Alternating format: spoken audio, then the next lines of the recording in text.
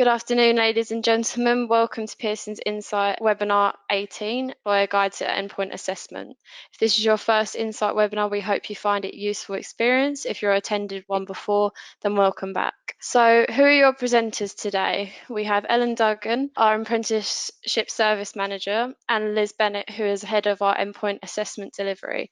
So with that, I'll hand you over to Ellen. Thank you, Lauren. So first of all, I'll just give you an overview of Pearson. As Lauren said, some of you may have well joined in some of our webinars previously, but in terms of who we are a leading provider of work-based and vocational learning content and qualifications. So you might know us already through our brands such as EdXL, BTEC or Pearson College, Pearson TQ or Pearson View. We work closely with trailblazer groups in a range of sectors and support the development of new apprenticeship standards to provide advice on assessments and on grading as well. We are an EPA organisation. We're one of the largest registered EPAOs on the ESFA register, and we are currently approved for EPAs in 35 standards. We've been delivering EPAs to levy-paying employers, such as yourselves, since April 2017.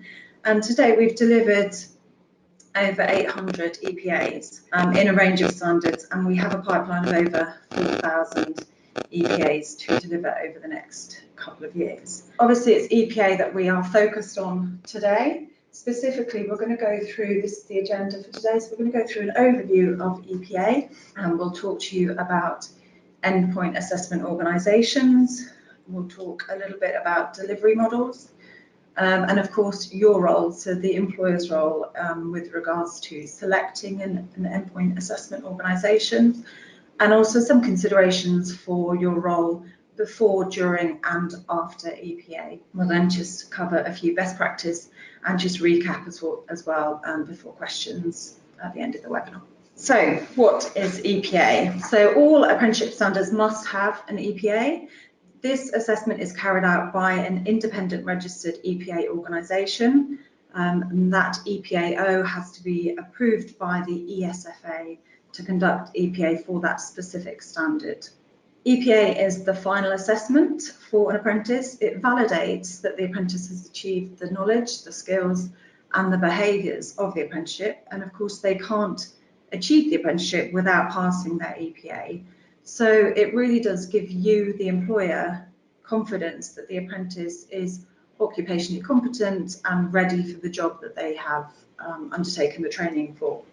Every apprenticeship standard has an assessment plan, so that's been written by the Trailblazer Group, which is supported by the IFA. And this assessment plan determines the requirements of the EPA and the components that it's made up of. And the EPAO must adhere to that assessment plan when designing, developing, and of course delivering the EPA. So EPA is completely separate to and independent from the on-programme training and any qualifications or assessment that the apprentice may have taken part in during the on-programme. In terms of EPA format and delivery, so EPA can take different forms depending on the apprenticeship standard. An EPA will contain at least 2 components. It could contain as many as 5. And these components are determined by the employer group in the assessment plan. So some examples could include a practical observation in the workplace, maybe a professional discussion, a multiple choice test or a short answer test, practical assessment perhaps, an evidence portfolio, maybe a presentation or structured interview. So there are lots of different assessments and techniques that are used in EPA. Also, EPA components can take place face-to-face, so that's with the independent endpoint assessor attending the apprentice's place of work to carry out the assessment, but obviously through technology and where appropriate. Some components can take place remotely as well, and that's something to consider when looking at EPA. It's important really to think about those logistical considerations when you're thinking about EPA as well, and think about those in advance and discuss them with your EPA organisation. And your EPA organisation will really be able to advise you on the most effective way to schedule and to deliver your EPAs. For example, if you are doing a practical observation in the workplace as part of the EPA, you might want to consider what the most appropriate time of day or the day of the week to schedule the EPA, because you really want to give the apprentice the best opportunity to demonstrate their knowledge and skills and behaviours. You might want to consider if you'll need to obtain any consent beforehand, perhaps from customers or patients. And also in terms of independent endpoint assessor entering your premises, will they need any particular access passes? Will they need any particular attire or uniform? These are all considerations which are really important to think about before the EPA. So essentially it's 100% your decision as the employer to put an apprentice forward for EPA. Once you are fully confident and the apprentice is confident that they are ready and competent, then you can then put them forward for EPA. And we'll talk a little bit more about what your role in EPA as the employer is and what your kind of responsibilities are shortly. So in terms of results and certification, so once the EPA has been completed, EPA organisation will send you a notification of results, and then they will also apply for the apprentice certificate directly from the ESFA. That certificate will then come directly from the ESFA to you, the employer, to then pass on to the apprentice. So we'll talk a little bit now about endpoint assessment organisations, or EPAOs. The ESFA register of EPAOs. This is a list of approved endpoint assessment organisations for each particular standard. Before being accepted onto the register, the EPAO has to demonstrate that they have the relevant occupational experience of the standard. They also need to prove that it has the relevant assessment experience and expertise and ability to deliver at the expected scale as well, which is obviously a really important consideration. I'm going to hand over to my colleague Liz now, who's going to speak a little bit more about the role of an EPAO. Thank you, Ellen. So EPAO responsibilities, there are a number. We are solely accountable and responsible for the delivery of every endpoint assessment, and that's a really important point as we work collaboratively with providers and employers. We are still accountable for that delivery. Once we have been approved on the ESFA's register, we will design relevant assessment instruments from the apprenticeship standard and the assessment plan that have been written by the Trailblazer Group. And we ensure that those standards are reflected very clearly in our instruments that will then be used by the endpoint assessors. We also develop specifications and additional resources to support the training provider, the employer and the apprentice, so they understand very clearly as to what's expected of them in the EPA. We're responsible for the endpoint assessors, or we refer to them as IEAs, independent endpoint assessors. So we're responsible for finding the right people with the right background and expertise. So we're there to source them, train and standardise them, and then make sure that they are supported throughout their EPAs and quality assured. So we are responsible for that internal quality assurance aspect, and then we're also responsible for adhering to any external quality assurance requirements. So essentially we are under scrutiny by external bodies who are named generally in the assessment plan, and there are several of those that might include Ofqual, the Institute for Apprenticeships, professional bodies and employer bodies as well. So it's important for us to develop relationships with those bodies and understand their particular requirements. And then when it comes to any audits and quality assurance activities, that we're able to demonstrate compliance with those. Underpinning endpoint assessment is the fact that each and every one of those assessments has to be independent. So managing conflicts of interest is key to all of this. And again, being able to demonstrate how we manage those conflicts of interest to those who are interested. So it is those EQA bodies, the Institute for Apprenticeships, that oversees the quality of the whole apprenticeship system. And then, of course, the Education Skills Funding Agency, who will themselves undertake those audits based on our registered status. Before we actually start the delivery of the EPAs, we have to work closely with the right experts to bring that assessment to life, make sure it does everything it's meant to do, that it's providing a valid and fit for purpose assessment of the occupational competence that has been reflected in that apprenticeship standard and the assessment plan, and that the assessments will deliver reliable outcomes. We have to make sure, as we would do with our qualifications as well, that those assessments are fair to all apprentices and that they do enable them to progress further following that endpoint assessment. And another key point of bringing all this assessment to life and interpreting the assessment plans and the apprenticeship standards is making sure that that assessment is manageable and it makes sense for you as the employer and also to the apprentice, and also to the wider industry as well, to make sure that it does what it's meant to do effectively and efficiently. So we have a long history of developing assessments and qualifications. So every development is underpinned by those same design and development principles and processes. As I mentioned, we need to make sure that we have the right kind of expertise involved in that development as well. Employer input, assessment input, and testing along the way is really important to make sure that EPA is fit for purpose. Working collaboratively throughout the development process is absolutely key to all of this, to make sure that the EPA is fit for purpose. And when it comes to designing the quality assurance model, we ensure that we take a risk-based approach to that. The assessors that we recruit are managed it's a red, amber, green system that we use. It's a risk-based approach and they're supported accordingly.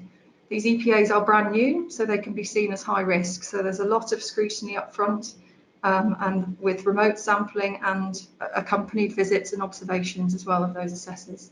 We provide regular training and standardisation activity for the assessors and for the internal quality assurers who have a team of assessors each. Making sure that our assessors and our IQAs maintain their currency within the industry is absolutely key as well. They are expected to reflect the occupational profile of the apprentices they are assessing. So we require evidence of their continuous professional development throughout the year in order for them to maintain their contract with us. Being able to report those key findings, that the management information as well, following the EPA is something that we can provide you as the employer and the provider if you are working with one. And of course, in terms of our role as an EPAO, that type of data is then shared externally with EQA bodies, the IFA and the ESFA. And we always want to hear from you following your EPAs as well. We're always looking for continuous improvement. So we will have debriefs with you following your EPAs and we'll be wanting to keep in touch with you throughout. If we have a look now at the EPA delivery models and the kind of options we have. There isn't a one-size-fits-all approach. Every sector is different, every EPA is different, and we need to reflect that in terms of how we work with employers and providers to identify and procure the most relevant resources essentially for each EPA. And we might take a direct delivery approach where we recruit and contract endpoint assessors directly and we manage those assessors throughout, or we might look for partnerships with organisations that have the right kind of capacity and capability and can provide those experts to us.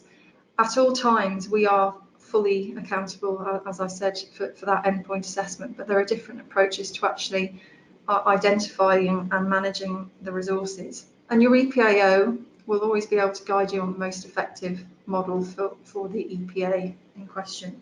An active example of flexible delivery model is our current partnership with Centrica plc, where we've been working very closely with them since our first EPA started with them in 2017. The partnership is with British Gas, which is part of the Centrica Group companies, and they work with us as a trusted EPAO to develop fit-for-purpose EPAs for different standards. For example, for the customer service practitioner standard, Pearson have adopted a fully direct delivery model where we source, train and contract our endpoint assessors, as opposed to a model used for dual fuel smart meter installer, where British Gas are able to put forward their own technical experts who we work with as assessors and IQAs. And there is an allowance for that within the assessment plan. And we manage that process, we provide the quality assurance framework around that, but we can work in a slightly different way. So we always have to think about what we can do with the assessment plan and the flexibility within that, but it's always about the best approach when it comes to resources and assessment expertise. In both cases with British Gas, as part of our contract, we provide regular reporting and data analysis to support both of those standards, and that would be the case if working with you as well. And that allows us to feed into ongoing improvements from a delivery perspective, but also for their overall delivery and wider business needs. I'm going to hand over to Ellen again now. Thank you, Liz. So we're going to spend a bit of time now looking at your role, the employer's role in EPA, really covering points such as selecting your EPAO, some of the considerations and your role before EPA, on the day of EPA, and also after EPA. So selecting an EPAO. So whilst EPA comes at the end, it's synoptic in nature, the selection of your EPAO should be considered from the very start of your apprenticeship programme. There are some EPAs which contain components such as evidence collation or project presentation or perhaps employer references, which really need to be considered or even collated during the apprenticeship programme. Your selected EPAO can work closely with you and the training provider to really support you on the process and provide support and, of course, resources to help you prepare your apprentice for EPA. Now, employers can choose any organisation listed on the register, as we mentioned previously. If you want to use an EPA organisation that's not currently on the register for that apprenticeship standard, they may well be on for another standard, but not the one that you particularly want to go with, then the EPAO must apply and be approved before you can kind of go forward with contracting them. And the EPAO must maintain independence from the training provider, and that's something that obviously is really important in terms of conflict of interest. So the training provider cannot act also as the EPAO. So selecting the right endpoint assessment organisation, or EPAO, at the beginning of the apprenticeship is really important. And whilst in reality it's likely that your training provider might well recommend a particular EPAO to you, ultimately it's your decision to make as the employer, and there will be several considerations which will help you to choose the right EPAO for your organisation, and we'll go through some of those considerations shortly. You might find that for some standards you'll have a large number of EPAOs to choose from on the register, whereas other standards you might only have one or two EPAs to decide from. It really depends on the standard. And whilst each EPAO must deliver the EPAs in adherence to the assessment plan and according to any regulations, every EPAO is different and can offer you a range of services and support and resources for EPA. So when deciding on which EPAO is right for your organisation and for your requirements, we put together here just some considerations and questions which you might want to ask a potential EPAO. So you might want to look at the types of resources and support which will be available to the line manager, to the training provider and to the apprentice in order to help prepare for EPA. You might want to consider what technology solutions the EPAO has. Will it provide you with kind of the reporting that you need and the monitoring and any visibility that you might need? And also looking at the EPAO's experience in delivering EPAs in the standard that you're looking at, and also in your industry sector. So do they have a good understanding of your business? Will the EPAO be able to deliver in your required locations and at your required scale? And what is the process and timeline for notification of results? What's their policy on reassessments? Pricing, obviously going to be one of the top considerations, but looking at both the pricing for first attempt and also any reassessments to be included in there as well. And then you might also want to consider what other standards the EPAO is registered for. So you may have further needs within your organisation currently, or there may well be some additional needs in the future. So that's obviously worth a consideration there. So this list is by no means exhaustive. So, you know, we're not kind of telling you all the different questions that you need to ask, but it's really just some considerations to have a think about. And of course, you'll probably have some questions which are specific to your organisation. But hopefully the responses that you get to your questions will help you make an informed choice then about which EPA organisation is right for you and right for your organisation and for the standard. And then you can involve them early on in your apprenticeship journey. So once you've now selected your EPAO, which is great, there are now some key considerations to bear in mind before, during and after the EPA. So I'm going to pass you back over to Liz to talk to you a little bit more about what to think about before EPA and then on the day of the EPA and also once EPA has been completed. Thank you very much. As employers, you have an important role in assessing the competency of your apprentice. So before EPA takes place, there's a really important stage called the gateway, which needs to be undertaken. That needs to happen at least 12 months after the start of that on-programme period, but longer, depending on the standard in question. It's your responsibility at that stage to agree with the apprentice, and you can have the input from the training provider as well, as to whether that apprentice is ready to undertake that EPA. And you need to be thinking also about what happens if you don't feel that they're ready and what additional support might be needed. What does it mean for their particular contract and within the ESFA funding rules? So you need to be thinking about the timing, also thinking about how long to include for that EPA period in case there are any reassessments that might be required. So do think about the fact if your apprentice is on a fixed term contract, what that might mean when it comes to their endpoint assessment, and build in that time. Work closely with your training provider if you're working with one, and the EPAO to really support the apprentice and prepare for their EPA. And that could involve doing some mock assessments, and the EPAO might be able to provide you with some resources in relation to that. Also get them used to the type of environment that they will be engaging with at the endpoint assessment. Involve individuals from your organisation in professional discussions with them if that's relevant to the EPA, so that they're able to develop their confidence really when it comes to talking to someone that they're not familiar with. They would have developed a close familiarity with their assessors and their trainers on programme, but the endpoint assessor is going to feel quite different to that type of relationship. They're coming in as a completely independent party. They're assessing what they see on the day. No other sources of information can be used.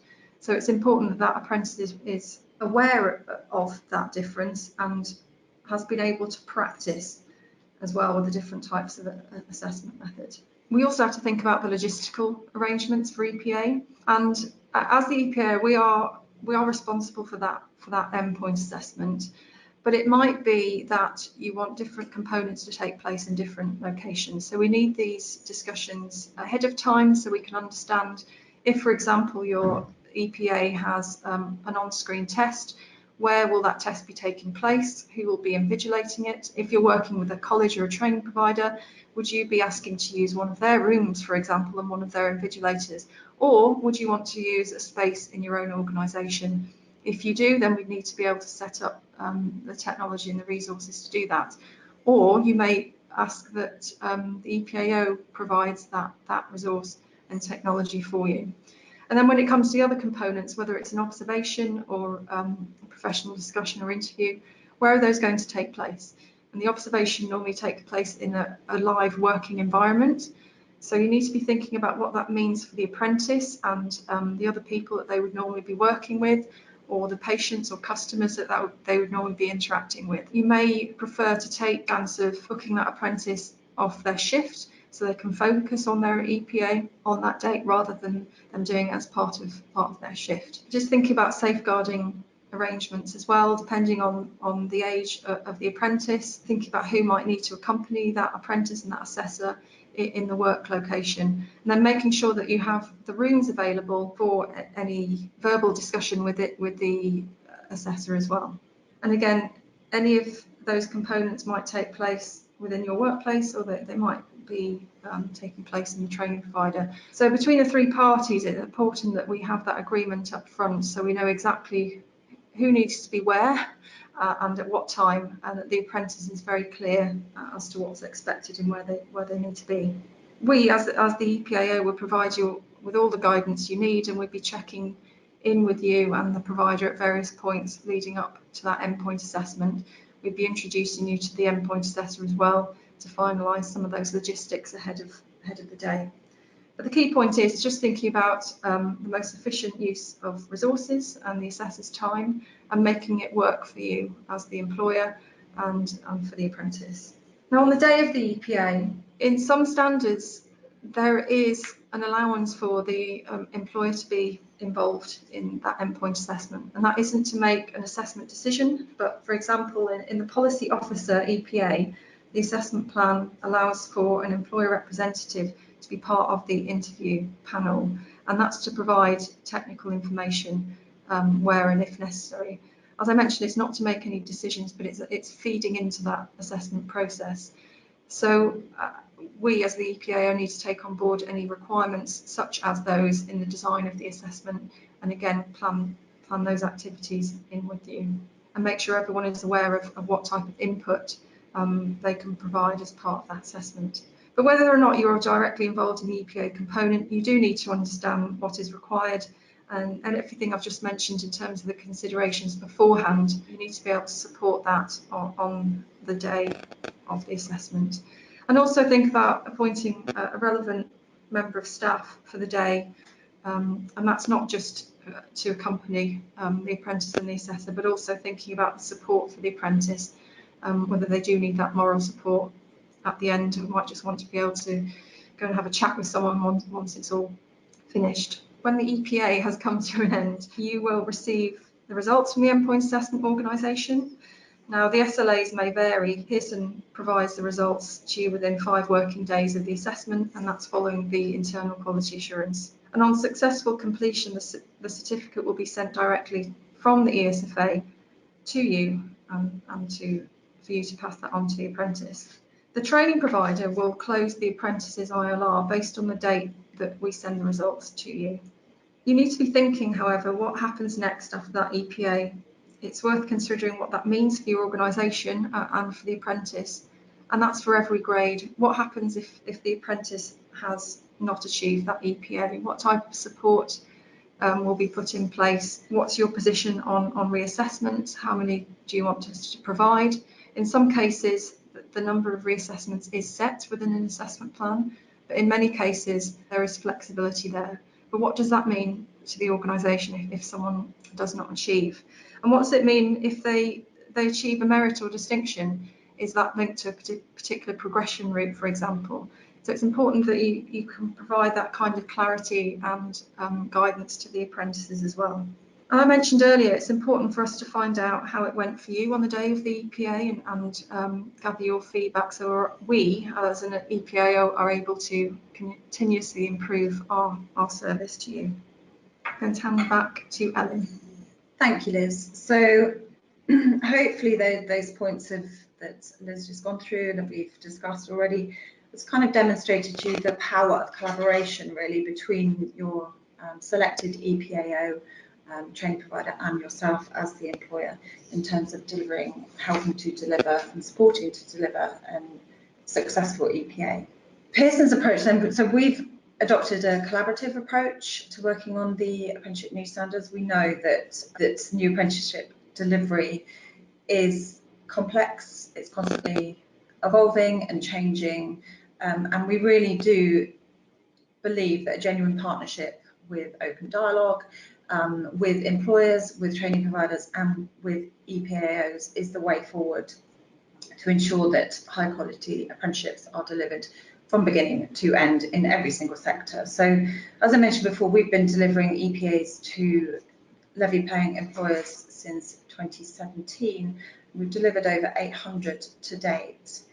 We learn something new from pretty much every single EPA that we do, because we understand that each employer and each training provider is different. So we really do aim to work collaboratively to understand your requirements as the employer, the training provider's requirements, but also adhering to all the regulations that we need to as an EPAO, and obviously undertaking our responsibility as an EPA organisation very seriously too. So we've just got here one of our customers, an employer provider, a quote here to say that in collaboration found Pearson to be receptive to feedback, and together collaboratively our knowledge and understanding has grown and is allowing us to develop as a confident EPA centre. And that's essentially what we want from all of our partners.